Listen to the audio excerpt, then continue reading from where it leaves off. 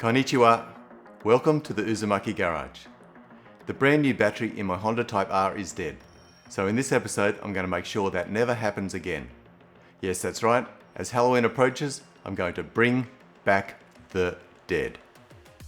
The car also needs to pass a roadworthy inspection, so the rego can be transferred. And at the end of the video, I go for a drive and meet up with some new Honda friends. They're a crazy mix of cars and people, and I'll be featuring some of them in future episodes.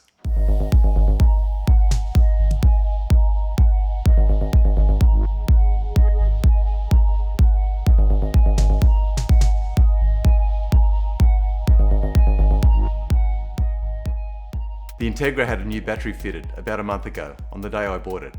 But the cable is loose on the terminal, the clamp's distorted and the bolt's damaged, so it can't be tightened.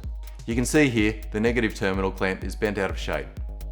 You can't buy these cables new anymore, so I took it to the workbench and spent some time reshaping the copper terminal clamp with a hammer, drift, dolly and pliers. I should have filmed a time lapse of that, but I thought it was going to be a quick fix. Turns out the copper metal is actually quite tough. Then I replaced the bolt, nut and washers, and I've ordered new OEM square-headed terminal bolts from Japan. If car batteries are kept fully charged, they can last many years, but alarm systems and cold weather are constantly draining them. So today I'm installing a trickle charger harness permanently to the car, so I can easily keep the battery fully charged even when I'm not driving it regularly. I'm also removing some unnecessary wiring and checking over the car before I take it for roadworthy inspection. This is the harness I'm using, and whenever the car is sitting for a few days, I'll simply plug in this charger. It won't overcharge the battery, but it will keep it fully charged. As the harness will be permanently attached, I want it to look very neat. And now I'm cleaning the positive terminal clamp. Repairing damaged heat shrink with electrical tape, as I don't have heat shrink this big.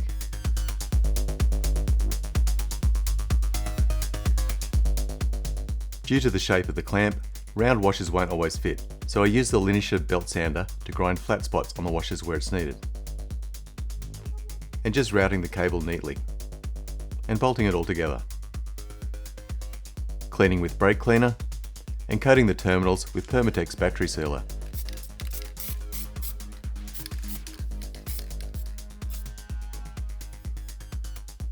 This washer needed 3 flat sides, so I used the linear again. And 1 flat spot on the other washer.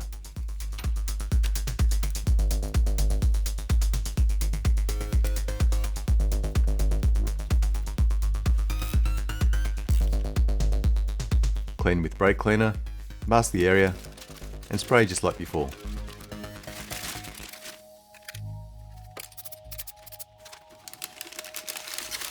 And let it dry before replacing the positive battery terminal cover.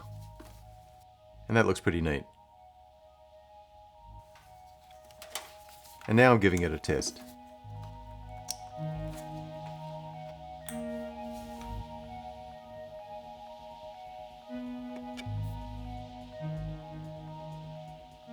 While removing excess car stereo cables near the spare wheel, I noticed there was only 1 child restraint hook. That's a thing roadworthy inspectors definitely look at, so I need to fix that.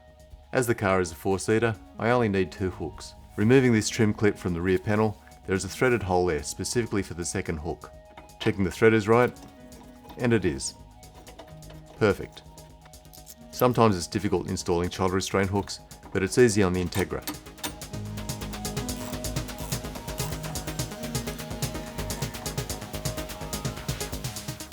Okay, great. That's one more thing done. I took the car in for the roadworthy inspection and it failed for worn tyres and the horn not working. I got a new set of tyres fitted and now to work out the horn issue. When I press the button on the steering wheel, the horn relay sounds okay. The stop lights work too, which share the same fuse as the horn, but I'll check the fuse anyway.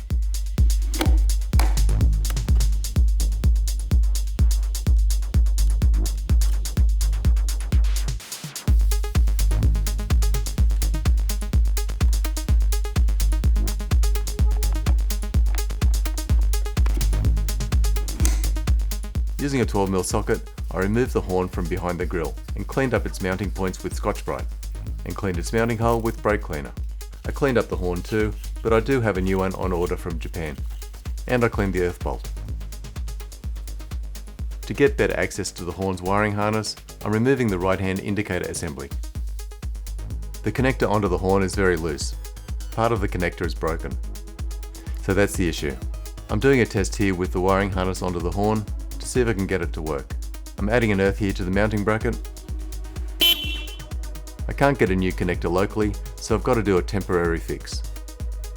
Adding some dielectric grease to the connector terminal and clipping it onto the horn. And as the catch on the connector is broken, I'm securing the connector to the horn with some urethane adhesive. And 24 hours later it's cured and it tests fine. And just to make sure, I'm adding 2 cable ties. Adding some dielectric grease to the earth bolt, reinstalling the horn on the radiator support panel, tightening up the 12mm bolt, and test. And now it works fine, so I can do the roadworthy test again. And here I'm refitting the indicator assembly.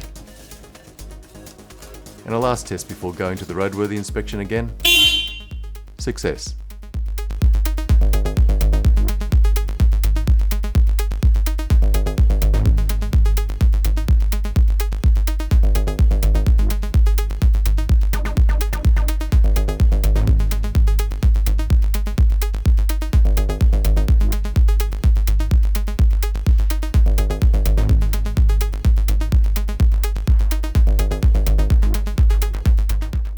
Well, that turned out really well. There's lots more jobs I need to do on the Integra, but for now, it's passed the roadworthy inspection and it'll never have a flat battery again. If you want to follow my progress on this car or my other Japanese cars, click subscribe and notify.